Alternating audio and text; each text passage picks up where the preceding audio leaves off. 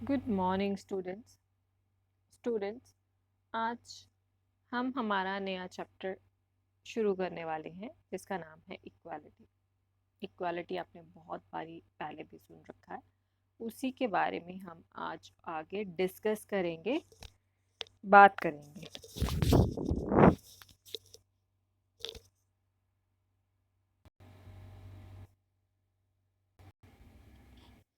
ये जो हमारा चैप्टर है इक्वालिटी पे, इक्वालिटी जो कि वैल्यू है वो हमारे कॉन्स्टिट्यूशन में भी लिखी गई है। It is also enshrined in our constitution.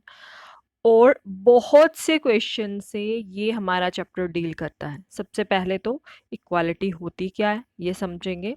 उसके बाद how it is concerned with political and moral ideal. Political और मोरल आइडियल इक्वालिटी का क्या है, व्हाट डज इट मीन। पॉलिट और इक्वालिटी का क्या ये मतलब है कि सबको एक जैसा एक तरीके से ट्रीट किया जाए, does it mean equality. And how may we pursue equality and minimise inequality. Society में या लाइफ के हर एक स्फीयर में हम कैसे इक्वालिटी जो है उसको बढ़ाएं और इनइक्वालिटी को ख़त्म करने की कोशिश करें। How do we distinguish between different dimensions. Equality के जो डिफरेंट एरियाज हैं, डिफरेंट डायमेंशंस हैं, वहाँ पे उनको कैसे डिफरेंशिएट किया जाए। वो डायमेंशंस कौन से हो सकते हैं, पॉलिटिकल भी हो सकते हैं, इकोनॉमिक या सोशल भी हो सकते हैं। मतलब इक्वालिटी पॉलिटिकल इक्वालिटी भी हो सकती है, इकोनॉमिक भी हो सकती है और सोशल इक्वालिटी भी हो सकती है। तो इन डायमेंशंस को, इन तीनों तरह की इक्वालिटी को कैसे डिफरेंशिएट करें, कैसे एक दूसरे से अलग करें, इसके बारे में हम हमारे चैप्टर में डिस्कस करेंगे।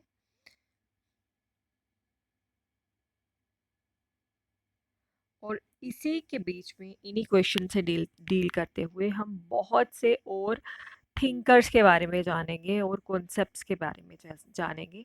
जैसे कि इक्वालिटी, जो सोशलिज्म को मानने वाले लोग हैं उनका इक्वालिटी से क्या मतलब है, या मार्क्सिज्म वालों का इक्वालिटी से क्या मतलब है, लिबरलिज्म और फेमिनिज्म वालों से इक्वालिटी का क्या मीनिंग है, ये भी हम जो है वो चैप्टर में डिस्कस करेंगे।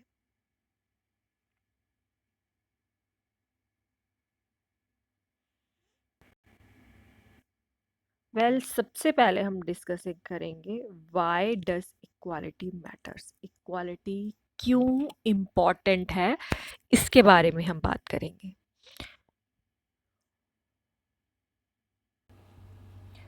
तो इक्वालिटी एक बहुत स्ट्रॉन्ग आइडिया है और स्ट्रॉन्ग आइडियल है। ये स्ट्रॉन्ग आइडियल हमेशा बात करता है सेंचुरी से कि हर जगह सब एक बराबर तरीके से ट्रीट होने चाहिए। दिस इज समथिंग जिसको बोला जाता है it's for all human being, और भगवान ने सबको एक जैसा बनाया है। This is the basic idea of it. ठीक है। एज पॉलिटिकल आइडिया, इक्वालिटी का मतलब है कि सारे ह्यूमन बींग्स जो हैं वो इक्वल हैं, चाहे उनका कलर, स्किन कलर अलग हो, जेंडर अलग हो, रेस अलग हो या नेशनैलिटी अलग हो, but still all are equal. और उसके लिए उन्हें इक्वल कंसिडरेशन जो है वो मिलनी चाहिए।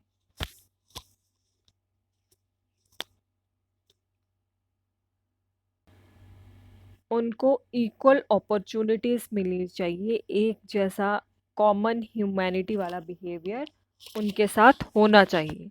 This is the basic concept of equality.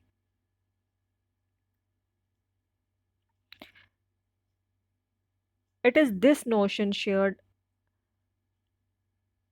humanity that lies behind, for instance, notion of universal human rights। इसी के बेसिस पे हमारा ये जो इक्वालिटी का प्रिंसिपल है वो डिपेंड करता है। अगर हम आज की बात करें तो आज इक्वालिटी के लिए फाइट किया जाता है। गवर्नमेंट को ये बोला जाता है कि जो उन्होंने रैंक सिस्टम बनाए हैं, रैंकिंग की हुई है, वो ख़त्म होनी चाहिए। और अगर हम फ्रेंच रेवोल्यूशन की बात करें तो फ्रेंच रेवोल्यूशन के बेसिक प्रिंसिपल ही थे liberty, equality and fraternity. Fraternity जिनको नहीं पता, उसका मतलब है ब्रदरहुड, सब मिलजुल के भाई के जैसे रहे, ठीक है, that is fraternity. Equality is quite basic, fraternity की तरह बेसिक प्रिंसिपल रहा है हर एक सोसाइटी का। और अगर फ्रेंच रेवोल्यूशन की बात करें तो लोगों ने भी यही इक्वालिटी चाहिए थी, और इसके लिए उन्होंने रिवॉल्ट किया। फ्यूडल लॉ, फ्यूडल्स की जो अरिस्टोक्रेसी थी उसको ख़त्म किया, और मोनार्ची की जो अरिस्टोक्रेसी थी उसको भी ख़त्म किया, बिकॉज उनको ये जो बेसिक आइडियल है, बेसिक जो इनको राइट्स जिनको वो मानते हैं, वो होना उनके लिए बहुत ही ज़्यादा ज़रूरी था।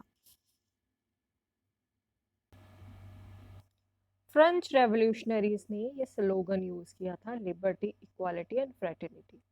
और जो वहाँ पे फ्यूडल लॉर्ड्स थे, फ्यूडल्स थे, जो बड़े बड़े ज़मींदार थे जिनके पास ज़्यादा पैसे थे, उनके अगेंस्ट उन्होंने फाइट किया था।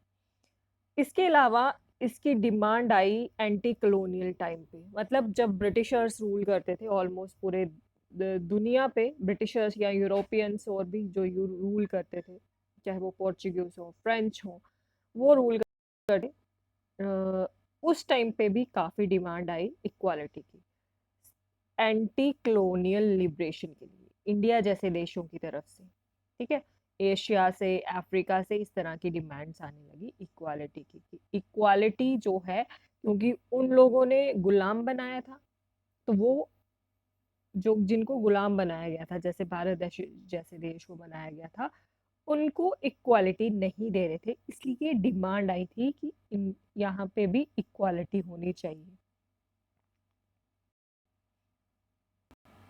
इसके अलावा अगर हम बात करें, इक्वालिटी की डिमांड आई जो हमारी सोसाइटी में, वो आई विमेन से और दलित से, जिनको लगा कि उनको मार्जिनलाइज्ड है वो सोसाइटी में, सोसाइटी का हिस्सा तो है लेकिन उनके साथ अच्छे से बिहेव नहीं किया जाता। और आज जो है इक्वालिटी एक वाइडली सबसे ज़्यादा एक्सेप्टेड आइडियल है, कॉन्स्टिट्यूशन में, लॉ में, ये सारा इक्वालिटी एक बेसिक प्रिंसिपल माना जाता है। हाँ, अगर हम बात करें प्रैक्टिकलिटी की, तो हमें इक्वालिटी से ज़्यादा इनइक्वालिटी दिखेगी, ठीक है। हम लोग शहर में देख सकते हैं, देयर विल बी स्लम्स, वहीं पे स्लम्स भी होंगे, लेकिन उसके अलावा वहीं पे लग्जरी हाउसेस भी होंगे, यहाँ पे बड़े बड़े स्कूल होंगे, वर्ल्ड क्लास फैसिलिटीज़ होंगी, से घरों में एयर कंडीशनड होंगे, क्लासरूम्स, इस तरह की चीज़ें भी हमें दिख जाएंगी, और स्लम्स भी दिख जाएंगे, जहाँ पे वो स्लम्स, झुग्गी झोंपड़ियाँ, जहाँ पे पीने के पानी की कमी है, टॉयलेट की कमी है,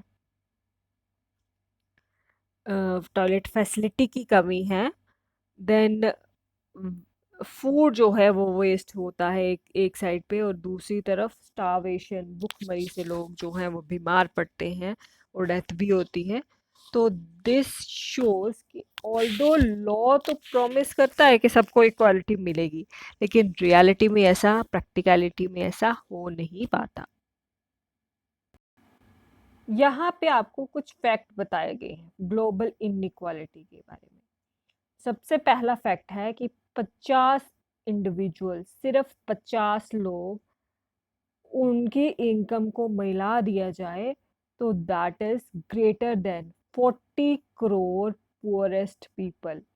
40 करोड़ पुअरेस्ट, सबसे गरीब लोग हैं, उनका अगर उनके हिसाब से इसको कंपेयर करें तो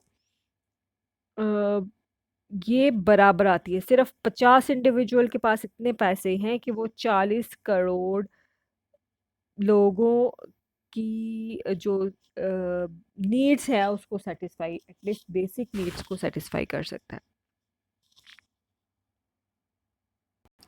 जो सबसे गरीब 40% लोग हैं वर्ल्ड के, उनको सिर्फ 5% ऑफ ग्लोबल इनकम, पूरी दुनिया के 5% की इनकम है 40% लोगों की, जबकि रिचेस्ट के सिर्फ 10%, 10% लोग जो अमीर हैं, उनकी उनकी जो इनकम है वो 54% है ग्लोबल इनकम की, टोटल पूरी दुनिया के इनकम की 54% वो उन सिर्फ 10 देशों के पास है।